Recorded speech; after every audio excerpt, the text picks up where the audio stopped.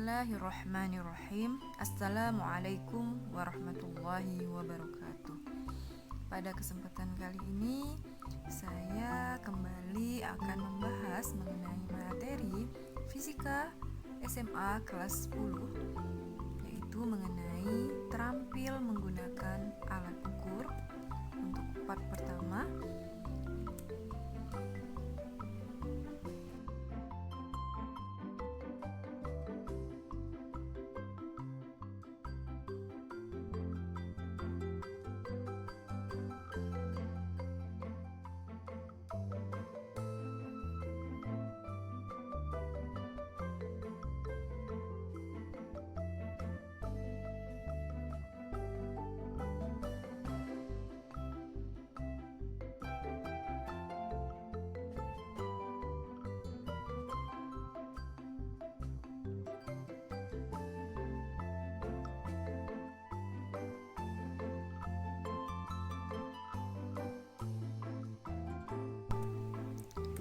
fisika diawali dengan mengamati alam, tetapi hanya duduk dan menyaksikan gejala alam tidaklah cukup.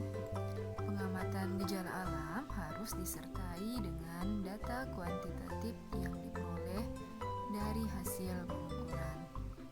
Lord Kelvin, seorang fisikawan, berkata, "Bila kita dapat mengukur apa yang sedang kita bicarakan dan menyatakan dengan angka-angka, berarti kita mengetahui apa yang sedang kita bicarakan itu."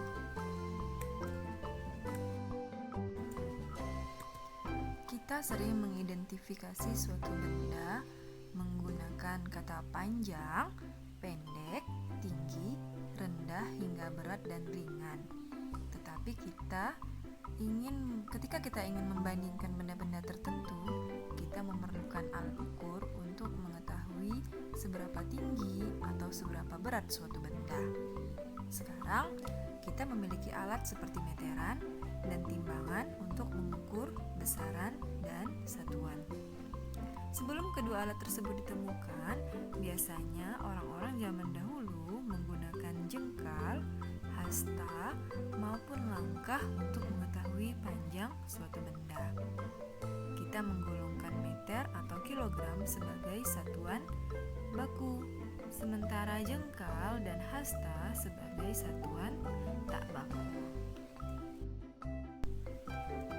Besaran dan satuan.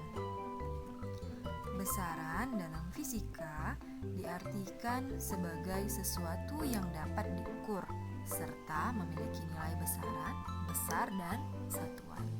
Sementara satuan adalah segala sesuatu yang digunakan untuk menyatakan hasil pengukuran atau pembanding dalam suatu pengukuran. Satuan Internasional atau SI adalah satuan hasil konferensi para ilmuwan di Paris yang membahas tentang berat dan ukuran. Berdasarkan satuannya, besaran terdiri dari besaran pokok dan besaran turunan. Yang pertama, besaran pokok.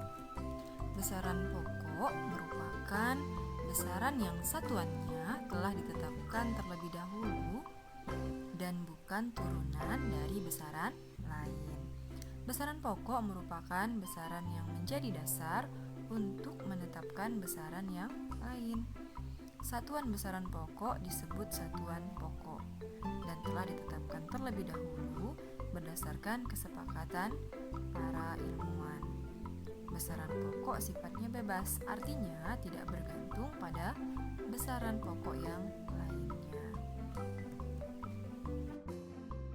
Ini adalah tabel untuk besaran-besaran pokok. Ini perlu kita ingat, besaran pokok itu ada 7, yaitu panjang, massa, waktu, suhu, kuat arus, jumlah molekul zat atau jumlah zat, intensitas cahaya.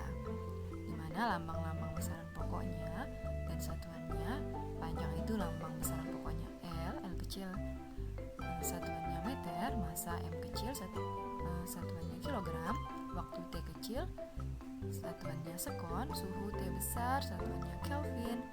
Kemudian kuat arus lambangnya I kecil, satuannya ampere. Ini juga biasanya kuat arus itu selain I kecil biasanya juga ada yang menuliskan I besar. Kemudian jumlah molekul zat lambangnya N, satuannya mol. Intensitas cahaya itu lambangnya I besar atau IV, satuannya adalah kandela. 2. Besaran turunan. Besaran turunan adalah besaran yang satuannya diturunkan dari besaran pokok. Satuan besaran turunan disebut dengan satuan turunan dan diperoleh dengan menggabungkan beberapa satuan besaran pokok. Beberapa contoh yang sering kita gunakan adalah kecepatan. Kecepatan kita dapatkan dari dua besaran pokok, yaitu panjang dan waktu, di mana kita ketahui kecepatan itu kan persamaannya adalah perpindahan dibagi dengan waktu. Perpindahan itu adalah besaran pokoknya untuk panjang dan waktu, sehingga satuan dari besaran turunan ini kita kenal sebagai satuan turunan. Ini adalah beberapa contoh untuk besaran turunan, besaran yang diturunkan dari besaran pokok. Contohnya seperti luas, kecepatan, percepatan, gaya, tekanan, usaha, daya, massa jenis, energi potensial, dan masih banyak lagi contoh-contoh lainnya untuk besaran turunan. Ini bisa kita lihat satuan-satuan turunannya. Ini seperti gaya, itu satuan turunannya kilogram meter per sekon kuadrat, dimana kita ketahui satuan untuk gaya selain ini sama juga atau setara juga dengan Newton, karena ditemukan oleh Pak Newton maka diabadikan namanya sebagai satuan untuk gaya. Kemudian seperti tekanan berarti satuannya Newton per meter kuadrat, kan tekanan itu gaya per luas. Kemudian usaha, satuannya selain kilogram per meter kuadrat sekon kuadrat, itu satuannya adalah joule, ini sama dengan energi potensial, satuannya joule. Kemudian daya, ini satuannya kilogram meter kuadrat per sekon kubik, sekon pangkat 3. Ini satuannya sama juga dengan watt, setara dengan watt. Ini masih banyak lagi contoh-contoh besaran turunan lainnya yang masih bisa kita cari atau bisa kita turunkan dari besaran pokok. Kemudian yang berikutnya adalah dimensi. Dimensi yaitu cara besaran tersebut tersusun atas besaran-besaran pokoknya. Pada sistem satuan internasional ada 7 besaran pokok yang berdimensi, sedangkan 2 besaran pokok tambahannya tidak berdimensi. Cara penulisannya dinyatakan dengan lambang huruf tertentu dan diberi tanda kurung persegi.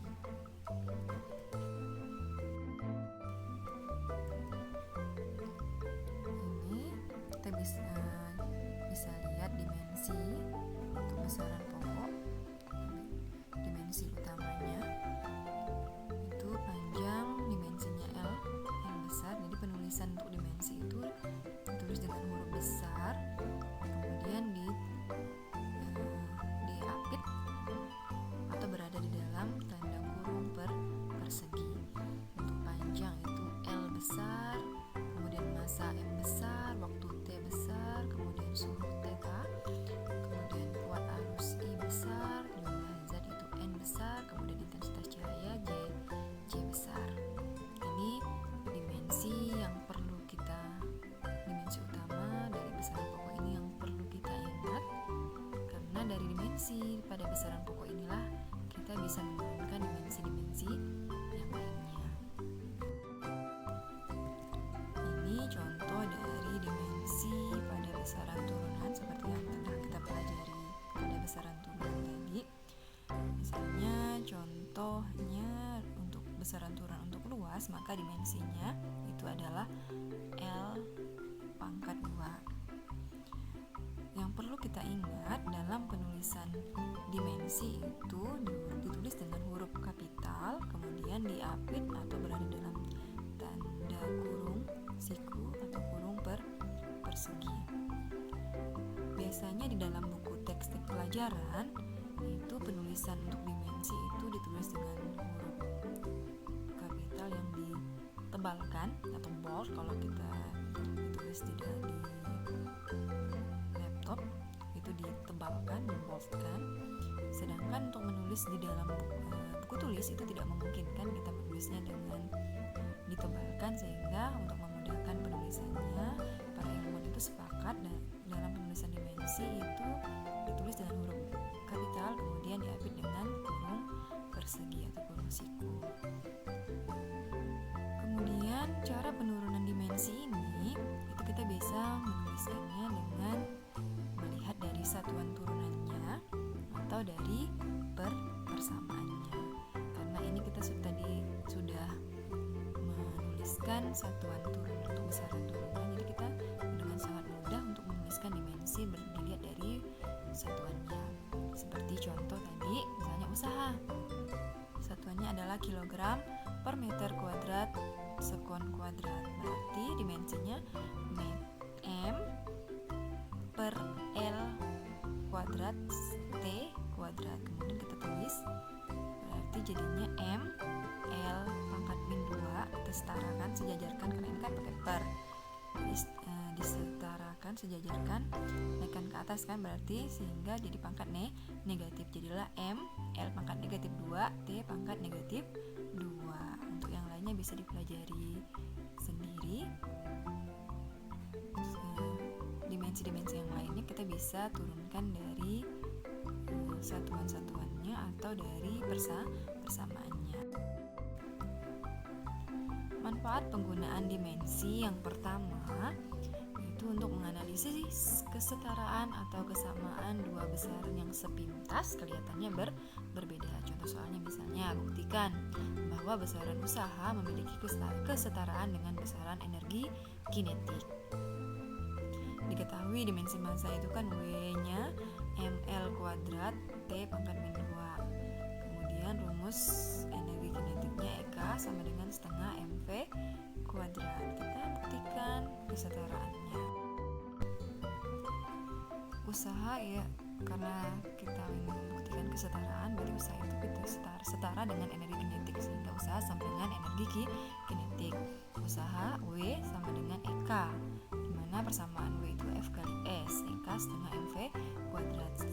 Kita bisa turunkan dari dimensinya dari rumusnya, karena kita sudah mengetahui dimensi untuk usaha itu adalah ml kuadrat T min 2, jadi kita tulis saja. Kemudian EK nya setengah mv kuadrat.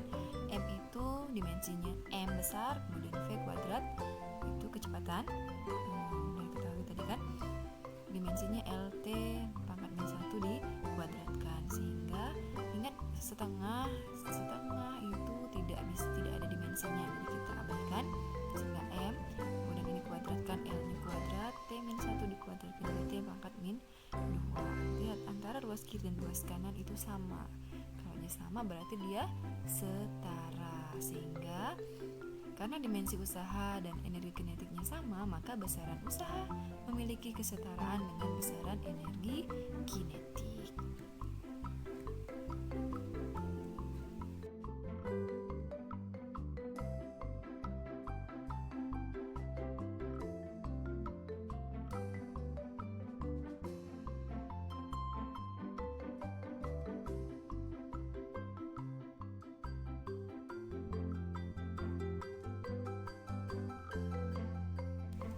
Kemudian yang kedua itu menganalisis kebenaran suatu persamaan yang menyatakan hubungan antara besaran.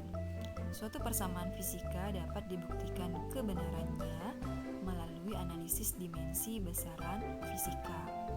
Berikut ini contoh cara membuktikan kebenaran persamaan fisika. Kita lihat contoh soalnya.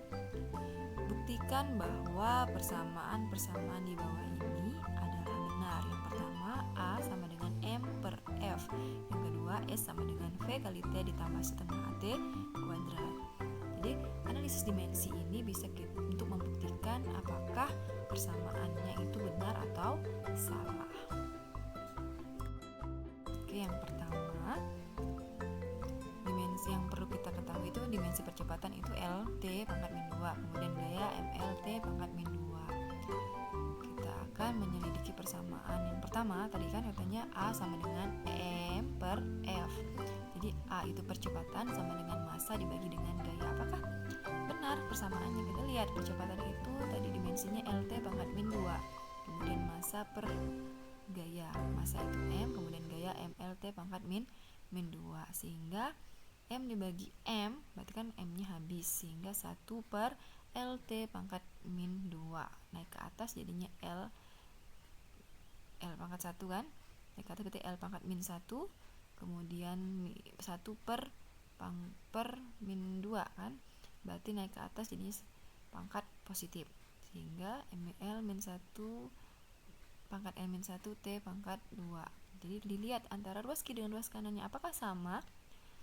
Yang ruas kirinya LT pangkat min 2, ruas kanannya L pangkat min 1 kali T pangkat 2.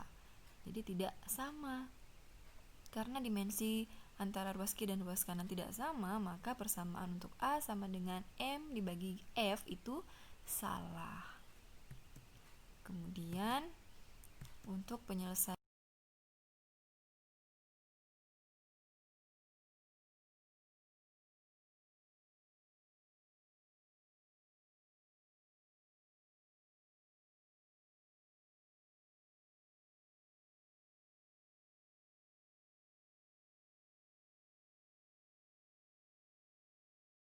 yang kedua, kita lihat S sama dengan V kali T ditambah setengah A T kuadrat. Apakah benar persamaannya? Kita lihat S itu dimensinya adalah L, kemudian V dimensinya LT pangkat min 1, kemudian A percepatan itu dimensinya LT pangkat min 2. Sehingga S sama dengan VT ditambah setengah AT kuadrat. S itu jarak sama dengan kelajuan dikali waktu ditambah setengah percepatan dikali waktu dikuadratkan. Jarak itu L, kelajuan LT pangkat min 1 dikali T, kemudian setengah karena dia tidak memiliki dimensi kita abaikan, kemudian percepatan itu LT pangkat min 2, waktu T dikuadratkan jadi T kuadrat. Sehingga T min 1 dikali T pangkat 1 berarti ini habis jadi L, kemudian ini L T pangkat min 2 dikali T pangkat 2 juga bisa, jadi tinggal L ya, L tambah L sehingga L tambah L sama dengan 2L. Karena angka 2 setengah itu tidak ada dimensi, jadi bisa kita abaikan, sehingga L sama dengan L. Jadi ruas kiri sama dengan ruas kanan sama-sama L, sehingga karena persamaan dimensinya itu sama, sehingga persamaan untuk S sama dengan V kali T ditambah setengah AT kuadrat itu persamaannya benar.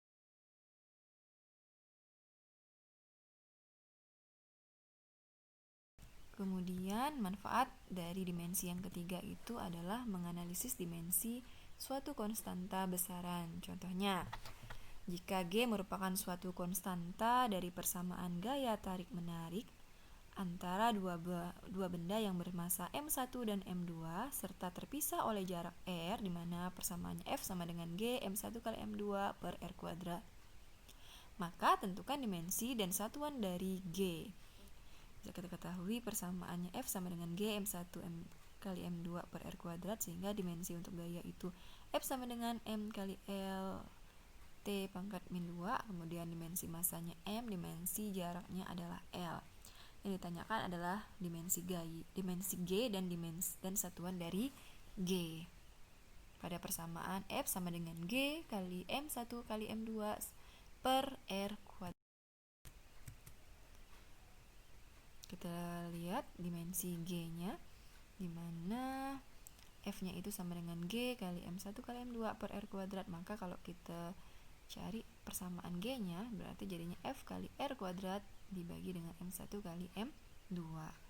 Sehingga kita uraikan FG-nya itu sama dengan F adalah gaya kali R kuadrat jarak kuadrat dibagi dengan M1 kali M2. Jadi massa 1 kali massa 2.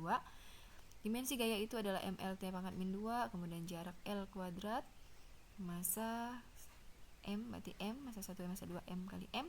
Sehingga ini L dengan L pangkat 1 dengan kali L pangkat 2, jadi L pangkat 3 T pangkat min 2. M-nya berarti hilang 1, tinggal M. Jadi L pangkat 3 kali T pangkat min 2 dibagi dengan M, sehingga dapatlah persamaannya M pangkat min 1 dikali L pangkat 3 dikali T pangkat min 2. Sehingga dimensi untuk G itu adalah M pangkat min 1 kali L pangkat 3 dan T pangkat min 2. Jadi dimensi untuk konstanta G itu M pangkat min 1, L pangkat 3, T pangkat min 2.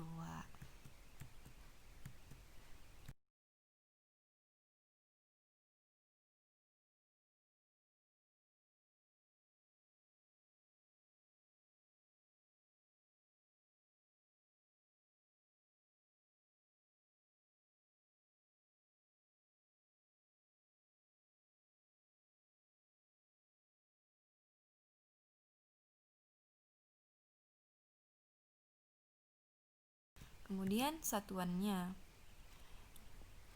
dari dimensi G tadi kita bisa menentukan satuannya. Berarti M itu kan massa, berarti massa pangkat min 1, L itu panjang pangkat 3, T itu waktu pangkat negatif 2. Sehingga massa kan satuannya kilogram pangkat min 1, panjang pangkat 3, berarti panjang itu satuannya meter pangkat 3, waktu itu adalah satuannya sekon, berarti sekon pangkat min 2. Sehingga meter pangkat 3 kilogram pangkat min 1 sekon pangkat min 2. Sehingga atau sama juga dengan meter pangkat 3 per kilogram sekon kuadrat. Itu adalah satuan untuk G. Sehingga satuan G itu adalah meter pangkat 3 per kilogram sekon kuadrat.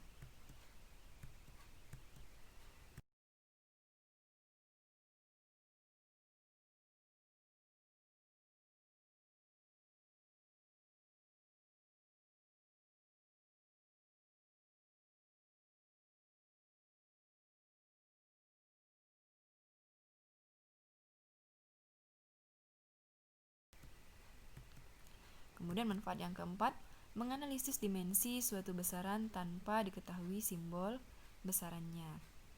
Jika terdapat besaran yang belum diketahui simbolnya, kita bisa menggunakan analisis dimensi untuk mengetahui dimensi pada besaran tersebut. Contoh soalnya, misalnya partikel bergerak dengan posisi X sama dengan AT pangkat 3 min BT kuadrat ditambah CT. Jika X dalam meter dan T dalam sekon, tentukan dimensi A, B, dan C. Kita ketahui di mana persamaan X-nya, posisi X-nya itu AT pangkat 3 min BT pangkat 2 ditambah CT. Yang ditanyakan dimensi A, B, dan C. Oke. X itu posisinya berarti X sama dengan AT pangkat 3, di mana X itu L kan. A itu yang akan ditanyakan, T itu waktu, tadi kan dalam waktu, dalam sekon, T pangkat 3. Sehingga A-nya sama juga dengan L dibagi dengan T pangkat 3. Jadi A sama dengan LT pangkat min 3. Kemudian yang B-nya, X sama dengan BT kuadrat, dimensinya L sama dengan BT pangkat 2. Sehingga B-nya sama dengan L per T pangkat 2. Dimana berarti B-nya sama dengan L kali T pangkat min 2. Kemudian untuk C-nya, X sama dengan C kali T, dimana dimensinya L sama dengan C kali T. C berarti L dibagi dengan T, sehingga C-nya L kali T pangkat min 1. Sehingga dimensi untuk A itu sama dengan LT pangkat min 3, dimensi B LT pangkat min 2, dan dimensi C LT pangkat min 1. Oke, semoga video kali ini bermanfaat. Jika masih ada yang belum paham atau masih ada yang ingin ditanyakan, silakan masukkan di dalam kolom komentar. Sampai berjumpa pada video selanjutnya, pada part-part selanjutnya. Saya cukupkan sampai di sini. Wassalamualaikum warahmatullahi wabarakatuh.